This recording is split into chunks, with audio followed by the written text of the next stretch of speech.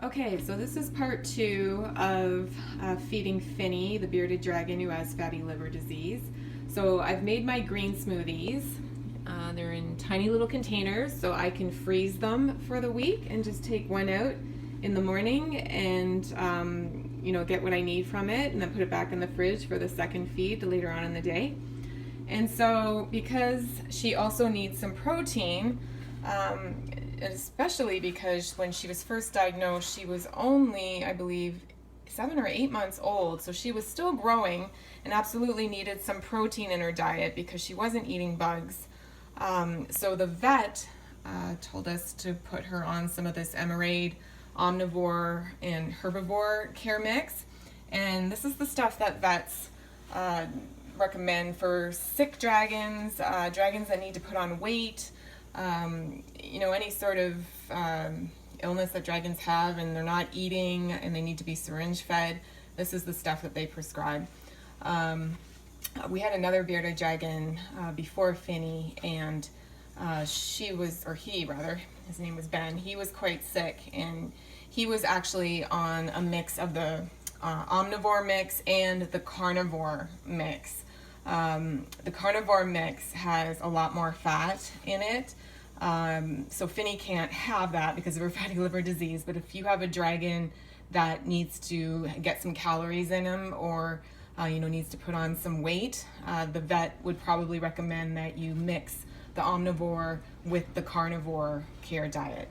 So anyway, to make this for Finny, so just say this was Finny's morning feed, I would put about a teaspoon of the powder in a little bowl, and the instructions say to mix it with warm water, but I find that Finny actually likes it better when I mix it with her green smoothie. So what you would do is, okay, I hope I can do this and hold the camera, just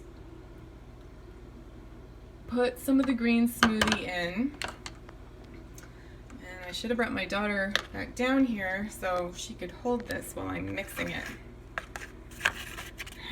This is hard to do. Here, hold on one sec. I'm just gonna mix it really quickly here so you can see what it looks like. Okay, so you mix it up, and because bearded dragons do not like freezing cold food, I would take this and float it in a little bowl of hot water just to warm it up a little bit. They're like babies. Babies don't want cold food in their mouths, and bearded dragons don't either. So I would just let it float in a thing of hot water to warm up a bit, and then I would suck it up in the syringe and feed it to her. And once you let it float in the hot water, all these lumps that are in here would go away. But it should be the consistency of like runny pancake mix. And here, let me see if I can put this down here for a second and I'll scoop it up for you. I'm just mixing it really, really well. And like I said, I would make sure it was warmed up a little bit before I gave it to her. And then I would just put in the syringe. This is a 1 ml syringe. I find it works best because not too much comes out at the same time. And Finny will eat 2 of these syringes in the morning and 2 of them at night. Some people with sick dragons find that they can feed their dragon just once a day with this and give 4 mils all at once. But I find this works better for Finny because she doesn't like a lot in her belly at the same time. So she'll have 2 in the morning and 2 syringes at night. Now, I forgot to mention in my green smoothie video that you can put anything in the smoothies that is safe for bearded dragons, as long as the bulk of it is greens. So, you look online or use your own safe foods for bearded dragons list, but this is mine. I found that, after doing this for months, Finny really likes her green smoothies to have bok choy, and especially like mustard greens and collard greens. Those are her favorite, but your dragon might be different.